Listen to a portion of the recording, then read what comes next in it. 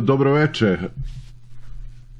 Dobroveče, Aco, tebi i tvojim gledalcima. Evo da te predstavim za one koji ne znaju, ti si Veselin Draškićević, naš dugogodišnji dopisnik iz Istanbula, sada već, boga mi, četvrt veka, ja mislim da ima, koliko se družimo. Da, koliko se družimo i stalno dobijamo od tebe zanimljive vesti iz Turske, a pre svega zato što naših ima puno u Turskoj, sportista, trenera i tako dalje. Ono o čemu ćemo danas da pričamo je pre svega Željko Obradović i eto taj njegov i boravak u Turskoj i sada odlazak iz Partizana, a možda i povratak u Tursku. Evo, pa pre svega da čujem šta kaže u Turskoj što se tiče Željkovog odlaska iz Partizana. Pa odjeknuo je to malo ovako iznenađujuće, kao i za većinu nas.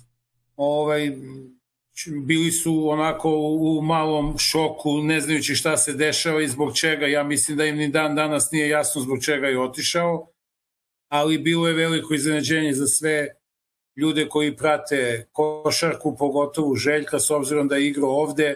Dosta ljubitelja košarke prati njegov put i timove u kojima radi, u ovom slučaju Partizana. Tako da možemo da kažemo da je bilo iznenađujuće ovako za sve kad su čuli da je napustio Partizan. Dobro, ali on je tako nekako otišao bio iz Fenera, zar ne? Mislim, onako malo da kažem, malo naprasno. Imao je 4 uzastopna nastupa na Final Fouru, uzeo i evropsku titulu sa njima, a onda jedanput, ajde da kažeš, odlučio da ide. Pa ja bi to malo onako od početka. Njegov dolazak ovde je stvarno promenio malo košarkašku eru ovde. Sistem rada,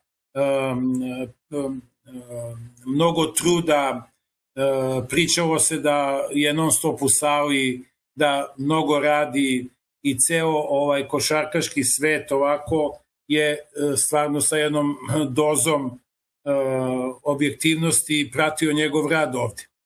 On je ostavio ovde veliki trag u Fenerbahčevu, jeste veliki klub, ima puno navijača, oko 30 miliona, međutim košarka im nije bila uspešna do njegovog dolaska. Možda su imali jednu titulu uopšte. Tako da je njegov dolazak stvarno pokrenuo celu tu mašineriju. Čovek koji je u to vreme bio predsjednik kluba Aziz Yildirim, hteo je da dovede Željka po svaku cenu i da uradi najbolji rezultat što je bilo moguće u tom periodu i uspeo je u tome. Dovođenjem Željka na čelo košarke stvarno se sve promenilo i tadašnji predsjednik je stvarno dao odrešenje ruke Željku da radi onako kako misli da je najbolje za klub. Željko mu se na najbolji način odužio jer su prvi put u istoriji postali šampioni Evrope, tako da je stvarno stavio veliki trag. Da ti objasnim ovako malo otprilike kakva je to atmosfera tad bila. Posle ću se vratiti na to kako je otišao i koji su razlozi, ali evo kad me već pitaš malo da ti dočaram da je ipak sport broj 1 u Turskoj fudbal. Dolaskom Željka, veruj mi da su puno ljudi počeli da prate Euroligu, čak i ljudi koji nisu navijači Fenerbahčeja, a interesantan podatak je bio, tad je Fener još uvek nije 13 godina, ja mislim da nije šampion u fudbalu. Tako da u vreme kad je Željko radio, bilo je utakmica da se podudara satnica igranja fudbalskih utakmica i košarkaških utakmica. Košarkaška dvorana je bila dupke puna, znači jedno 15.000 ljudi, bez jednog slobodnog mesta, dok je na fudbalskim utakmicama bilo 10-15.000 ljudi na stadionu od, na primer, 40.000 mesta. Znači manje na fudbalu nego na košarci. Nego na košarkaškoj utakmici. Tako da je stvarno napravio jednu pozitivnu revoluciju ovde i sa igračima. Mnogo igrača je dolazilo u tim kod njega zato što je on trener i stvarno ostavio jedan lep trag ovde, da i dan danas ga spominju kao najvećeg trenera koji je bio ovde u Turskoj. Sad, što se tiče tog odlaska, i to je malo onako specifično, a sad mi ti reci da li podsjeća na ovaj odlazak iz Partizana? Pa ja, s obzirom da nisam tu, ne mogu da kažem tačno zašto je on otišao iz Partizana. Mislim, bilo bi malo neozbiljno. Ako napravimo komparaciju sa vremenom kad je on bio u Fenerbahčeu, ovde su se pojavile 2-3 priče zašto je on otišao. Prva priča je bila kad se smenio Aziz Yıldırım, predsjednik koji je njega doveo, došao je isto možda jedan od najbogatijih Turaka u Turskoj, Ali Koč.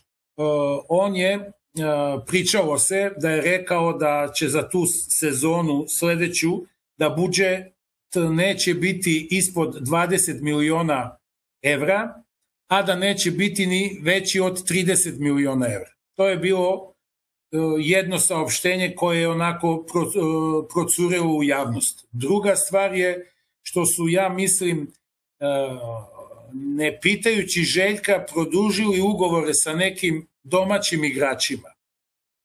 Da li je to bio razlog, ja ne mogu da kažem, ali verovatno čim ga nisu konsultovali, da je to malo uticalo na njegovu odluku i s obzirom da se tad desilo sve ono sa koronom, pričalo se da je uticaj njegove porodice da se vrati kući, da bude bliže kući, da bude u Srbiji, isto uticalo. Tako da ne znam baš da li može da se napravi komparacija sa Partizanom, ali otprilike su to 3 neke tačke koje su se spominjale ovde u Turskoj, da je to bio razlog njegovog odlaska odavde.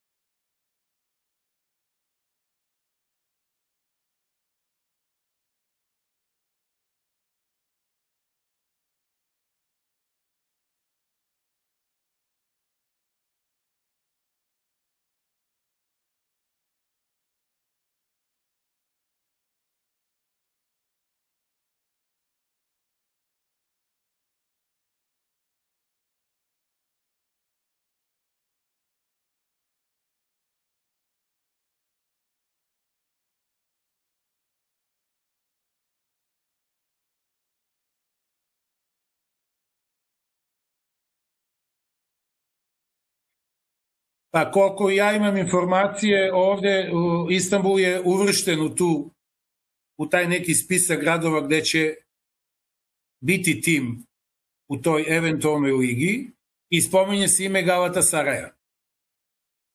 S obzirom da zna mentalitet ljudi ovde, jačina kluba nije sporna, mislim da mogu to da iznesu ako budu hteli.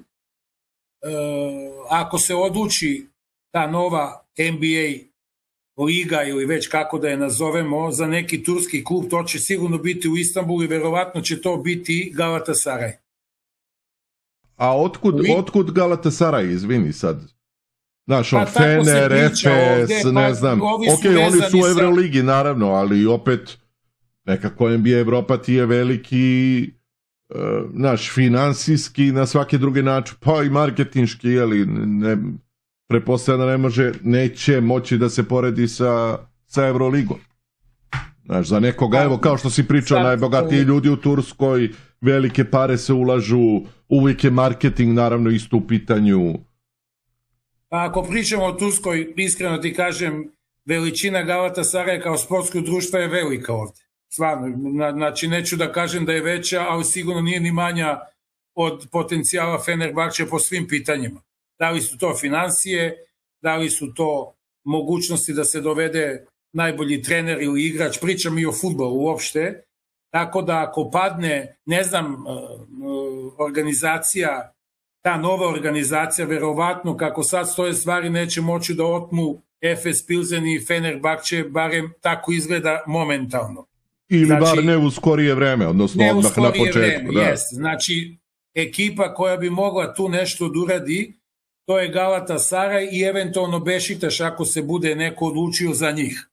Sad, Bešiktaš ide mnogo dobro u ovom, kako se zove, FIBA takmičenju, tako da će možda svojim plasmanom zagarantovati ligu. Znači, ostaje samo Galatasaray kao mogućnost ovako. Mislim da da kako se zove, da Željko, ne znam za sada ništa otvoreno, ali mislim da bi im odgovaraju kao ime, finansijski bi mogli to da isprate, ja mislim bez problema, tako da meni to nije daleko ovako od neke ovako mogućnosti. Za sada nema ništa opipljivo, ali ako pričamo da će jedan novi klub da uđe u tu novu organizaciju, normalno bi bilo po meni da jedan od najvećih kandidata za mesto trenera bude Željko. A da li će on da prihvati, da li će to tako da bude to mesto? Naravno, da li će se poklopi sve na kraju krajeva, da, i ambicije kluba i Željkove ambicije i tako dalje. Tačno. Ok, hvala ti puno na ovom javljanju i na ovom uključenju. Eto, čuli smo sa lica mesta kako stoje stvari u Turskoj i malo detalje još oko Željka Obradovića i eto neki planovi dalji vis-a-vis NBA Evrope i Galatasaraja i eventualno novog angažmana Željka Obradovića, pa ćemo vidjeti kako bude stanje. Ništa, veliki ja sam pozdrav u svima. Svakom slučaju čućemo se šta god bude trebalo sa novim nekim informacijama, bit ćemo u kontaktu. Važi, hvala. Pozdrav tebi i tvojim gledalcima. Hvala, pozdrav.